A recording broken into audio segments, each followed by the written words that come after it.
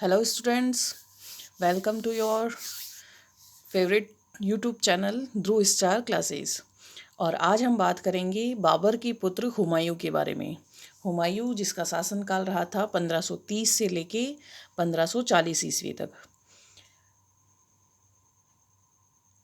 बाबर की मृत्यु के बाद अगला जो शासक बना था वह हुमायूं था, जिसका राज्याभिषेक 30 दिसंबर 1530 ईस्वी को किया गया।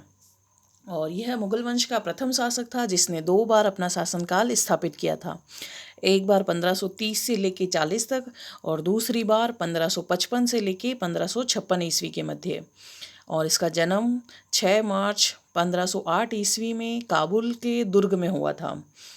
और बहन की बात करें तो हुमायूं की बहन थी गुलबदन बेगम, जिसने हुमायूं नामा रचना लिखी थी। और हुमायूं के भाइयों की बात करें तो कामरान, अस्करी और हिंदाल, ये कुल 4 भाई थे और एक बहन थी। हुमायूं का मकबरा वर्तमान दिल्ली में स्थित है और हुमायूं की पत्नी का नाम हमीदा बानो बेगम थे। हुमायूं के मकबरे का निर्माण हमीदा बानो बेगम ने ही करवाया था। और हुमायूं का पुत्र अकबर था, जिसमें हम नए टॉपिक में अकबर के बारे में पढ़ेंगे। और हुमायूं का जो सेनापति था विश्वास पात्र, उसका नाम था बैरम खां। तो ये तो बाबर की हुमायूं की प्रारंभिक जीवनी थी। अब हम बात करेंगे हुमायूं के प्रमुख युद्धों के बारे में। तो हुमायूं ने चौसा का युद्ध लड़ा था 26 जून 1539 ईस्वी को। हुमायूं व शेर शाह सूरी के मध्य यह युद्ध लड़ा गया। शेर खां जिसमें विजयी रहा था और विजय प्राप्त करने के बाद बिहार व बंगाल पर शेर शाह सूरी का अधिकार हो गया। और बात करें बीलग्राम या कन्नौज के युद्ध की तो 17 मई 1540 ईस्वी को हुमायूं व शेर शाह सूरी के मध्य लड़ा गया, जिसमें हुमायूं की पराजय हुई तथा आगरा व दिल्ली पर शेर शाह का अधिकार हो गया। हुमायूं को भारत छोड़कर सिंध जाना पड़ा और उसे कई वर्षों तक निर्वासित जीवन व्यतीत करना पड़ा। बीलग्राम का युद्ध मध्यकालीन भारत के इतिहास में प्रमुख माना जाता है, क्योंकि इस युद्ध के बाद अफगानों ने दूसरी बार अपना शासन स्थापित किया।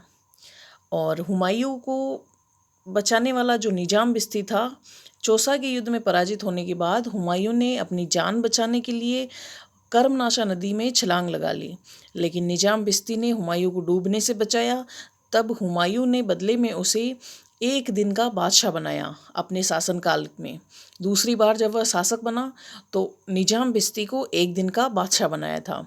और निजाम बिस्ती ने अपने शासनकाल के 1 दिन में चमड़े के सिक्के जारी किए थे। आपके एग्जाम के पॉइंट ऑफ व्यू से यहाँ से 2 नंबर का क्वेश्चन बनता है कि निजाम बिस्ती कौन था। तो ध्यान रखें, चौसा युद्ध में पराजित होने के बाद हुमायूं की जान बचाने वाला निजाम बिस्ती था। और बात करें बाबर की मृत्यु के समय हुमायूं बदख्शा का गवर्नर था। और एक टॉपिक आता है अपने राजस्थान के इतिहास से, वो है कर्मावती, जो कि मेवाड़ के शासक संग्राम सिंह की पत्नी थी। अपने पति की मृत्यु के बाद उसने शासन सत्ता संभाली थी, लेकिन गुजरात के शासक बहादुर शाह ने 1534 ईस्वी में चित्तौड़ पर आक्रमण किया। और कर्मावती ने उस समय हुमायूं को रक्षा सूत्र भेजकर सैनिक सहायता मांगी, परंतु हुमायूं ने सहायता नहीं की। लेकिन कुछ इतिहासकारों का मानना है कि उसने रक्षा सूत्र स्वीकार नहीं किया, जबकि कुछ इतिहासकारों का मानना है कि हुमायूं सही समय पर चित्तौड़ नहीं पहुंच पाया। उसने रक्षा सूत्र तो स्वीकार किया था, लेकिन वह समय पर नहीं पहुंच पाया। इससे पूर्व ही कर्मावती ने जौहर कर लिया था। और बात करें हुमायूं की असफलता के कारणों की, तो मुगल शासकों में सर्वाधिक असफल शासक हुमायूं को माना जाता है, क्योंकि कहा जाता है कि उत्तराधिकार में उसे असंगठित साम्राज्य मिला था, जो एक सफल शासक को भी असफल बना सकता है।